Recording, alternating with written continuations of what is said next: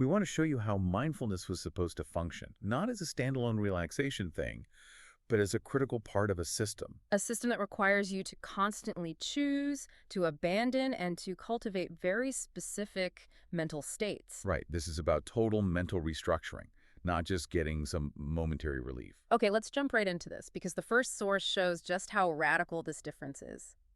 If today's practice is about neutral observation, the Buddha's own preparation was, well, it was anything but neutral. That's a crucial distinction, yeah. We Mm. were talking about the time before his awakening, and he realized his mind needed, let's say, explicit management. Mm, He wasn't sitting there passively observing things. no. He was actively classifying every single thought into one of two categories. Unskillful or skillful. Exactly. And the text is super clear about what these mean. Unskillful thoughts were ones that were filled with sensuality, ill will, and harmfulness. The source literally says they obstruct discernment and do not lead to unbinding.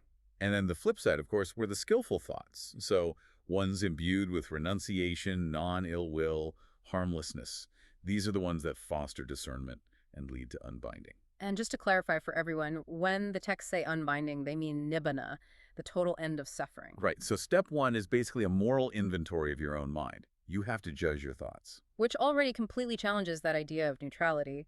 But here's where it gets really active. When an unskillful thought came up, say resentment, the instruction was not just label it and let it go. No, the text says he simply abandoned it, dispelled it, wiped it out of existence. Wiped it out of existence. That's aggressive. It is an aggressive, intentional, and really non-passive response. It takes Yeah. a huge amount of energy. If you're just told to, let the thought pass like a cloud, you're missing the sheer force of this original practice. It's demanding that you actively resist and terminate those thoughts. Okay, but that sounds exhausting. I mean, how is that sustainable compared to just watching a thought pass? The modern way seems much more gentle and, practical. It does sound demanding, but the source explains why it's so necessary with this fantastic analogy. The cowherd. The cowherd, yeah.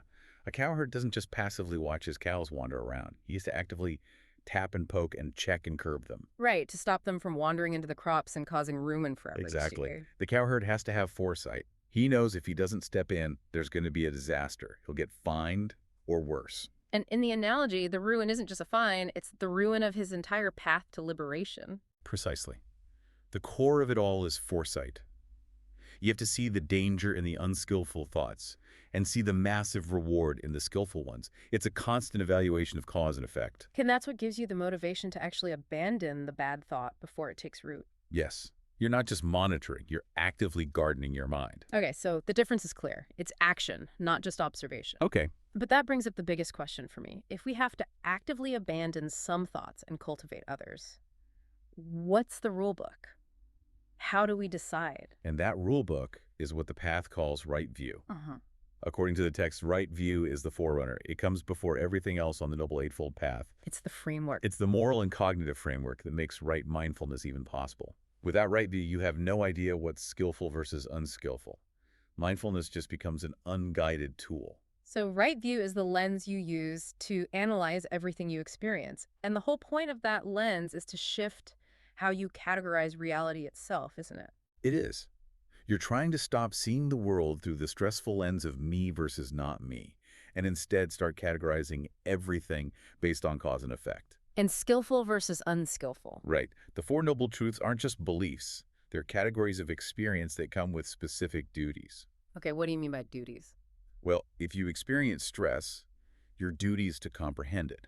Mm. If you see where it comes from craving, your duty is to abandon it. The cessation of stress, your duty is to realize it.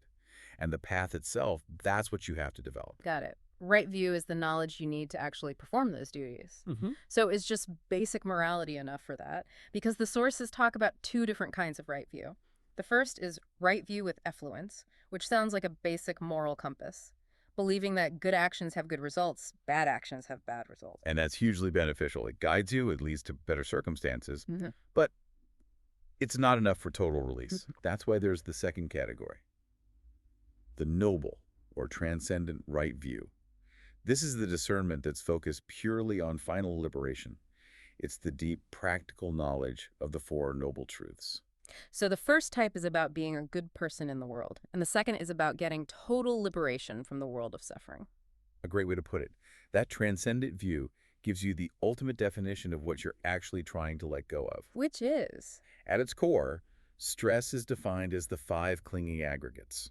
So form, feeling, perception, mental fabrications, and consciousness. All the things we normally mistake for ourself. Exactly. And the texts are clear. These things are only stressful because we cling to them because of desire and passion. And if you don't have that noble right view, you can't see them clearly. You just see your body, your feelings, your thoughts as, I don't know, permanent or as mine. That's the failure point. Right view is what allows you to see these aggregates for what they really are. Inconstant, stressful, a disease, a cancer, an arrow, not self. Huh. And that profound gut-level understanding is what generates the desire to let them go. It's the intellectual scaffolding you need for that active abandonment we were talking about. Which brings us right back to the problem with just self-monitoring. If I'm just practicing by labeling my anxiety as tightness or a feeling, I'm stopping at observation. You are. And the text suggests this often fails because it's observation without the guiding view. The root of the problem is still there. It's still there. The mental reaction is seen, but the wrong view underneath it remains totally intact. You might get a moment of calm, but you haven't removed the cause of the stress. Can you give us an example? What's a wrong view that stays intact? A great example is frustration. A person might observe the frustration, label it, go back to the breath, feel a bit better, Right. but they never challenge the underlying unskillful view that created the stress in the first place. For example, that fundamental assumption that things have to go my way. Ah, so you're treating the symptom, the frustration, but not the disease, which is the clinging to that wrong view. Precisely. And that's why the original Sati Right mindfulness isn't about passive observation. It's about remembering. Remembering what? Exactly. Remembering the path, remembering the Dhamma, remembering that all these conditioned things are impermanent and not self. And it's not like remembering a phone number. It's practical. It's practical. When anger comes up, right mindfulness remembers this feeling comes from clinging to a wrong view. This leads to stress. I must abandon this. That sounds like a continuous, really analytical process. Which makes sense then why right mindfulness is inseparable from right effort. They're two sides of the same coin. Mindfulness remembers the target, and effort is the energy you apply to actually hit that target. So your discernment, right view, sets the targets. Your memory, right mindfulness, keeps them in sight. And your will, right effort, executes the action. And right effort is a full-time job. It's not just about stopping bad thoughts, is it? It's about actively generating good ones, too. It's total management of the mind's resources. The texts break it down into 4 tasks. You generate desire to prevent unskillful thoughts from arising. The ones that aren't there yet. You abandon the unskillful ones that have arisen. You make skillful ones arise that haven't yet. And you maintain the skillful ones that are already there. It's a 247 engagement with the ethical quality of your own mind. It really is. So we've established mindfulness is this structured, guided action. If the goal isn't just to lower your blood pressure, what is the transformative purpose it's trying to achieve? The overarching goal for the whole path is unbinding, the total end of suffering. So mindfulness is always focused on what are called the 4 frames of reference. Body, feelings, mind, and mental qualities. Yes, but here's the key part of the instruction. You practice being mindful of them while, and this is a quote, putting away greed and distress with reference to the world. The second you introduce putting away, you're not neutral anymore. You are not neutral. You are actively intervening. And even in a practice that seems so simple, like watching the breath, the ultimate goal is transformation. The sources say breath meditation works through all 4 of those frames, right? It starts with the body and feeling. But it moves very quickly toward the crucial mental qualities. Specifically, you're focusing on inconstancy, dispassion, cessation, and relinquishment. So you're using the simple act of breathing to realize that everything in your mind and body is unstable and not worth clinging to. It's an analytical exercise in non-attachment, yes. And that insight, that discernment, is what leads to right concentration, or jhana. So the point of getting concentrated isn't just to feel blissful and calm. No, the bliss is a tool, right? Concentration is about directing that purified, stable mind toward the knowledge of the ending of the mental fermentations, the really deep-seated defilements. So the path is totally symbiotic. Concentration cleans and steadies the mind.